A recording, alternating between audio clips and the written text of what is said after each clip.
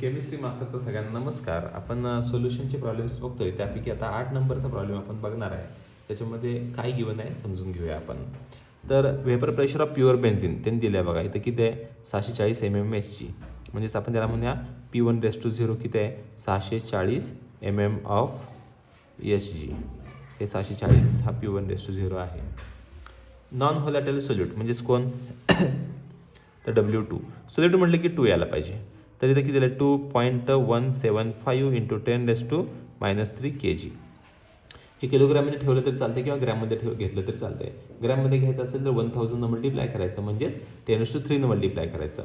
मग हा 10⁻³ निघून जाईल. मग काय ते बघा बरं 2.175 ग्रॅम म्हणजे किलोचं कन्व्हर्जन ग्रॅममध्ये झालं. परत पुढे घेऊया W1 बघा बरं. W1 त्यांनी दिला आहे, तो पण किलोग्रॅममध्ये दिला आहे. 39.0 इंटू 10⁻³ kg आहे. किलोग्राममध्ये ठेवायला हरकत नाही आहे, पण ग्रॅममध्ये आपण कन्वर्ट करूया 39 ग्रॅम. परत वेपर प्रेशर ऑफ सोल्युशन म्हणजेच कोण तर P दिला आहे तुम्हाला. P दिला आहे तो 600 दिला आहे mm ऑफ Hg. इथं आपण डेल्टा P पण काढू शकतो, एकदम सोपा आहे. P1 - P बघा बरं 640 वजा 600 किती येते 40 mmHg. परत आपल्याला काय दिलं what is the molar mass of solute. सोल्यूटचं मोलार मास काढायचं आहे. मग काय फाइंड आउट आपल्याला करावं लागेल तर M2 = ? परत फॉर्म्युला काय असणार आहे तर M2 = P1 W2 M1 upon delta P into W1. मग आता काय करूया कॅल्क्युलेशनमध्ये सगळ्या व्हॅल्यूज पुट करूया. बघा बरं M2 = P1 तुमचा किती आहे तर 640 आहे. W2 किती आहे तर 2.175.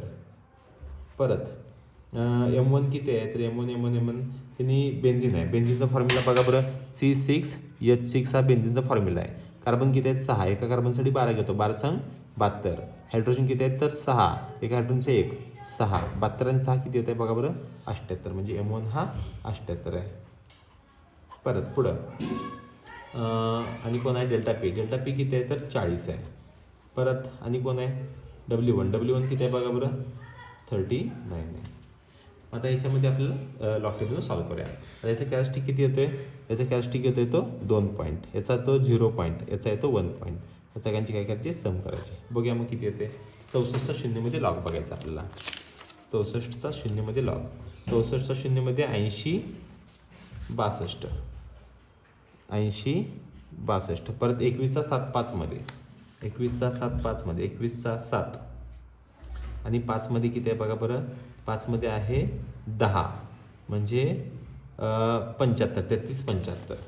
मग 33 75. परत पुढं आणि कोणाचं आहे 78चा. ह्याचा कॅरेस्टिक 1 येतो. 78चं किती आहे बघा बरं 78चं आहे 8921 8921. ह्यांची सम करायची. 5 1 6 7 8.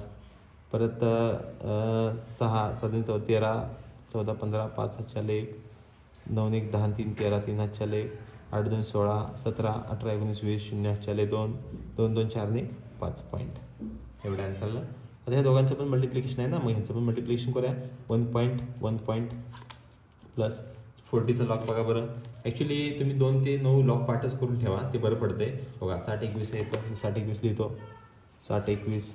परत 39चा किती आहे बघा बरं 39चा जवळचा आहे बघा इथं 5911 5911. दोघांची सम आहे 1 3 9 11 झाले 3 पॉईंट. आता हे डिवायडेशन म्हटल्यानंतर हे याच्यातून वजा करायचं. वजा 3 पॉईंट किती आहे 19 31 19 31. 8 नाही गेले 7 5 3 गेले 2 13 9 गेले 4. परत इथे की 9 9 नाही गेला 8. इथं 4 3 गेले 1. त्याचा काय बघायचा असतो अँटीलॉग बघायचा. 84चा 2 3 7 मध्ये बघायचा. बघा बरं 84चा 2 7 मध्ये 84चा 2 7 मध्ये किती येतोय तर 7 मध्ये येतोय तो 11 म्हणजे 50 60 61 6961. तर तुमचा 6961.